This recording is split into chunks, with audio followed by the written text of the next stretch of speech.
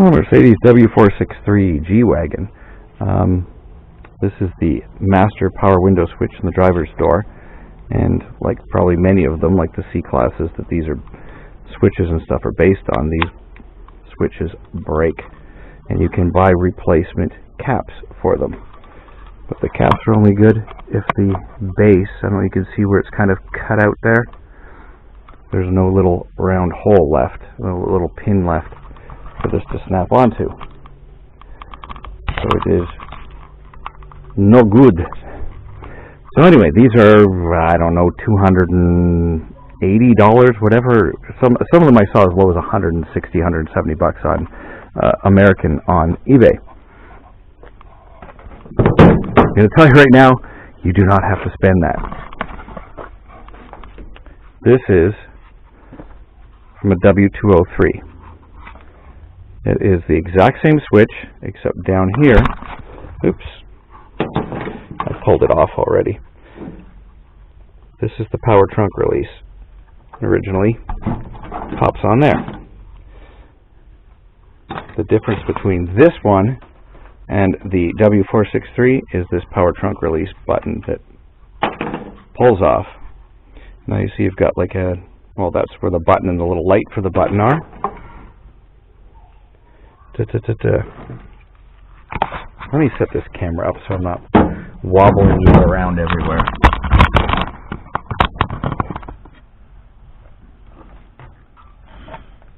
This is the original W463 one, and you can see there's this little blank off there. I pulled this little cap off that was on there that was covering this up. Anyway, the new one, pulled the switch off, pop the block off cap on,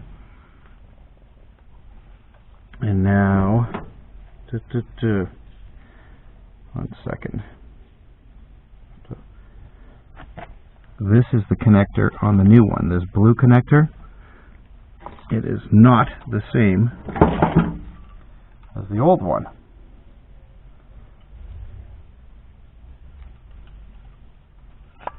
I'm just going to throw this back together so you can see how it works.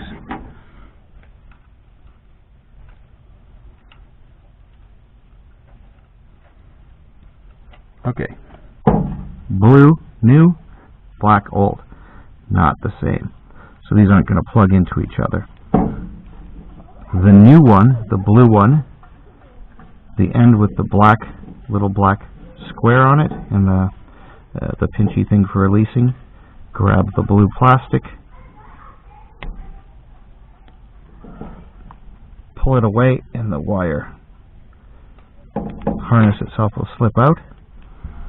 The old one on the top, the flat side, I guess, hard to say, the side with the writing on it. Slide the cap back, pull this off, voila, exactly the same. So, old one, new one.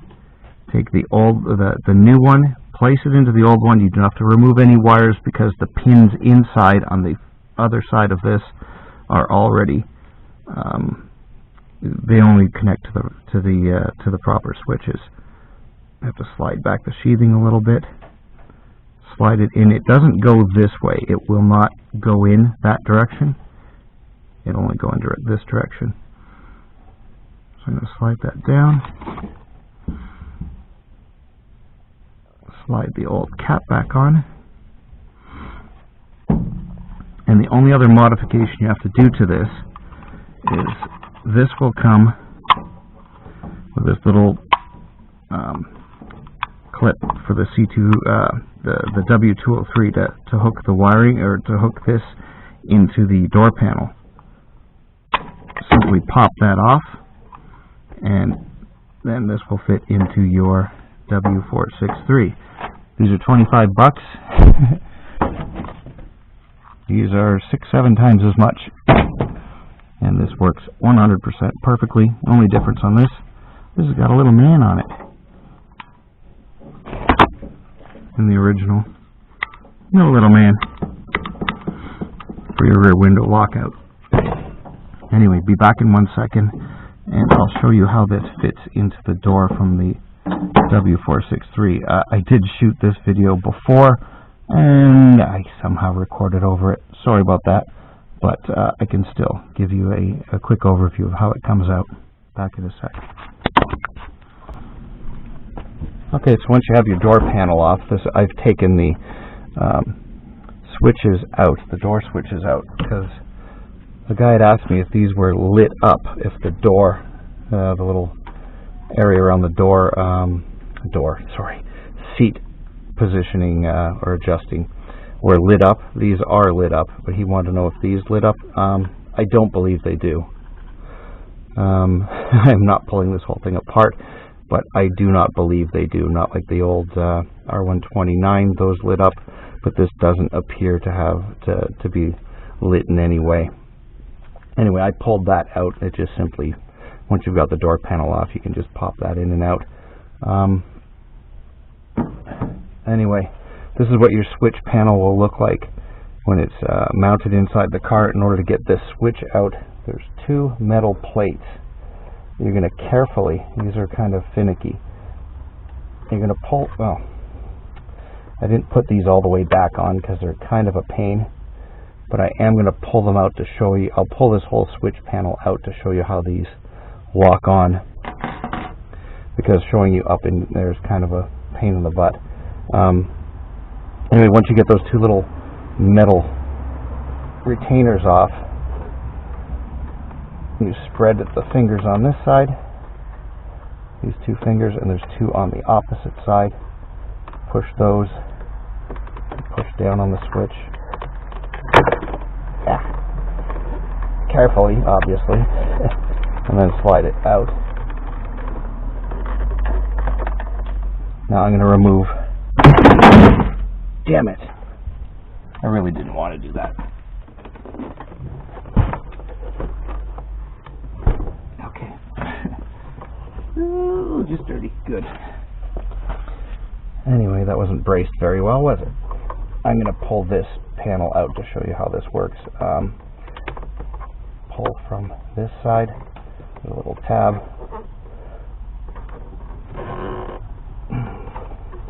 Push up while also pushing the little fingers in the back and the front up.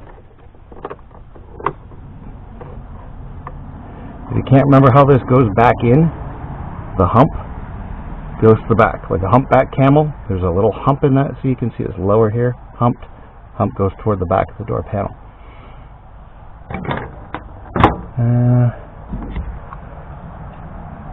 So that's the back. This is the way it would fit in normally. This switch would fit in.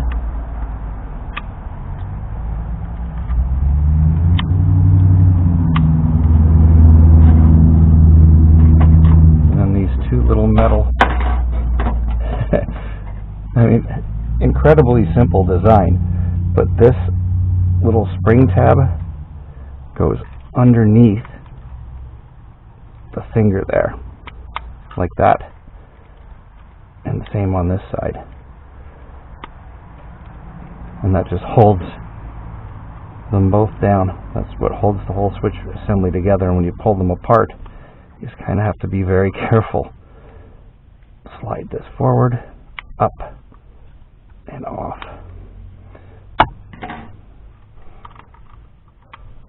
So this is the old switch that I just showed you that on. So I'm going to pop this back into its spot. There's a little notch here, and then little spring tabs on the back. Notch goes in first, and then clips on. Now we're going to take the new one.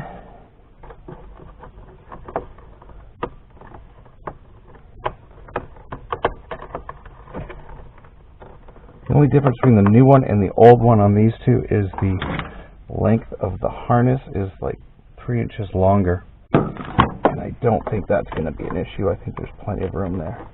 Oops.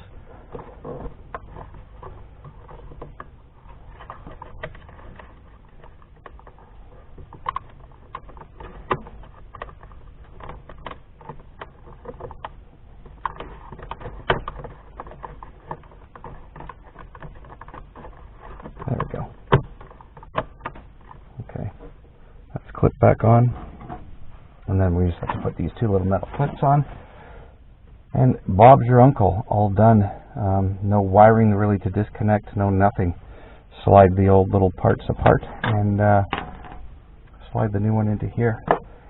So I will show you when this is all done that it's working. And I've already tested it, it works fine.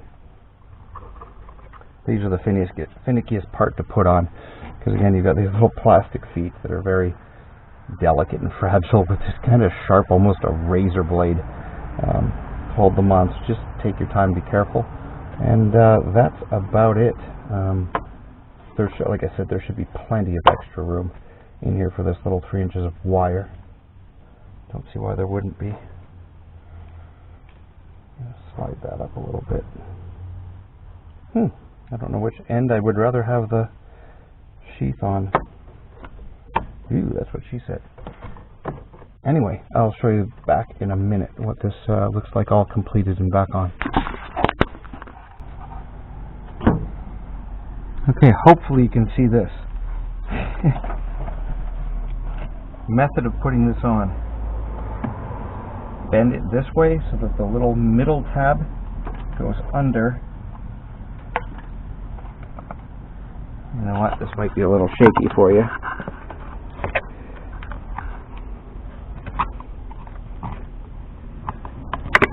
The middle tab goes under, then pull back, push.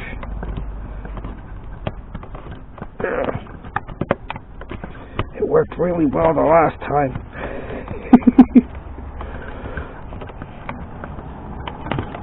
Okay, down, under, and over. Come on, you. There we go. See them both on there? And now that's properly mounted.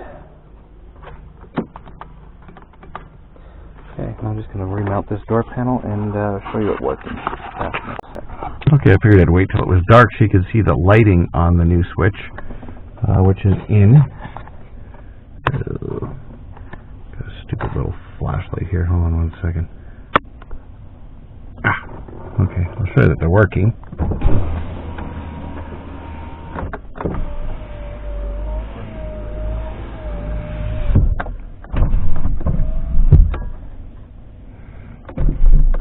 Anyway, they all work like they're supposed to.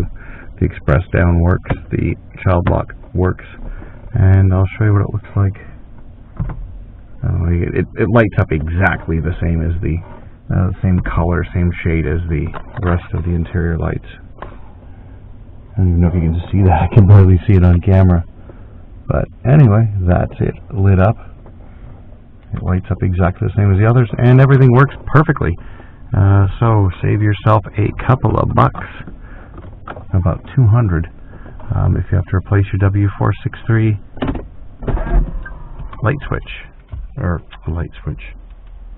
window switch, your master power window switch. Thanks for watching.